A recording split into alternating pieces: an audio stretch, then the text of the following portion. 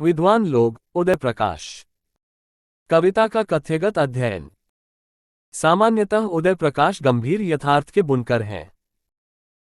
उनकी कविताओं में समकालीन राजनीतिक, सामाजिक, आर्थिक व सांस्कृतिक विसंगतियों का यथार्थपरक चित्रण मिलता है, जहां उनका स्वर मूलतः प्रतिरोध का है। परंतु विद्वान लोग शीर्षक कविता अपने मुहावरे में एक विशुद्ध व्यंग्य रचना है, जिसमें तथाकथित विद्वान लोगों की मनोवृत्तियों पर कटाक्ष किया गया है। ओढ़ी हुई गंभीरता, गुटबाजी, खास दिखने की प्रवृत्ति और पोथी आदर्शवादिता के साथ चिपके समाज के बुद्धिजीवी वर्ग पर करारा व्यंग्य वर्षा करती यह रचना अपने आप में विशिष्ट है। कविता के आरंभ में कवि ने इन तथाकथित विद्वान लोगों की ओढ़ी हुई गंभीरता पर कटाक्ष किया है। वे कहते हैं कि विद्वान लोग कम बोलते हैं, अक्सर चुप्पी साधे रहते हैं, न तो खिलखिलाकर हंसते हैं, न मौके बेमौके ठहाका लगाते हैं। कवि का अभिप्राय यह है कि स्वयं को सबसे अलग और गंभीर दिखाने के चक्कर में वे नैसर्गिक राग विराग को भी दबाए रखते हैं, ताकि उन्हें अलग से पहचाना जा सके। उन्हें जनता या सार्वजनिक विषयों के साथ खड़े होता नहीं देखा जाता। भले ही वे खांसते और गिरते नजर आते हों, परंतु अपनी सुविधानुसार वे अपने लिए आडंबर का आवरण खड़ा करते हैं। गुस्सा, खुशी, दुख आदि स्वाभाविक मनोभावों को ये सार्वजनिक तौर पर जाहिर नहीं होने देते, क्योंकि उन्हें लगता है कि इससे उनकी विद्वान छवि को ठेस पहुंच सकती है। आगे कवि ने विद्वानों की गुटबाजी और एकांतिक आलाप को निशाना बनाया है। विद्वान लोग अपनी ही बनाई दुनिया में रहते हैं।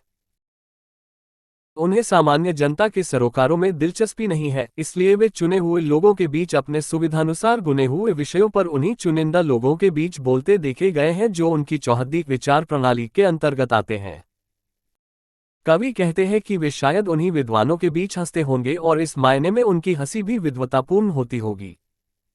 उनके हंसने का कारण जानना कम विद्वान या अज्ञानी या सामान्य लोगों के वश की बात नहीं है।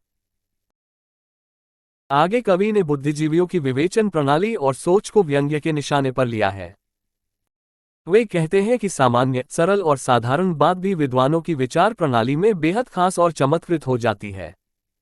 उनकी विद्वता का सान्निध्य मिलते ही साधारण बातें भी जुगनुओं की तरह चमकने लगती हैं।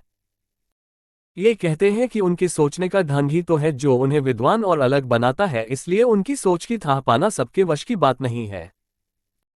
अगर विद्वान लोग कभी संयोग या दुर्योगवश कभी सामान्य या साधारण जनों के बीच आ जाते हैं, तो उनका बौद्धिक निधन हो जाता है।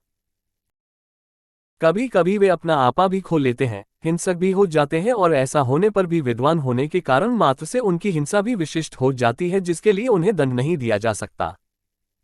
विद्वान अपनी व्याख्या से यह समझा जाते हैं कि किसी पुस्तक ग्रंथ में विद्वानों का हिंसक होना या हत्यारा होना गलत नहीं है। यहाँ कवि ने इन तथाकथित विद्वानों को किताबी दुनिया का सिकंदर कहा है, जिनका सामान्य और व्यावहारिक जीवन अनुभवों से, साधारण लोगों से कोई सरोकार नहीं है। कवि उन्हें उनकी ही दुनिया में रहने देने की खैरियत मानता है, जिसमें साधारण और विद्वान दोनों की भलाई छिपी है। कवि उदय प्रकाश ने साधारण जीवन और सामान्य जीवन अनुभवों से उखड़े ऐसे तथाकथित विद्वानों को इस रचना में व्यंग्य के निशाने पर लिया है, जो धीर गंभीर आवरण धारण कर अपने आप को विशिष्ट मानते हैं, जिन्हें लगता है कि उनकी सोच से ही दुनिया चल रही है, बदल रही है, परंतु वास्तव में वे अनुभवहीन और जीवन से कटे हुए लोग हैं। उनकी विद्वता से किसी का कोई भला नहीं हो सकता, अतः उन्हें उनके आडंबर आवरण में ही रहने देना ही उचित है।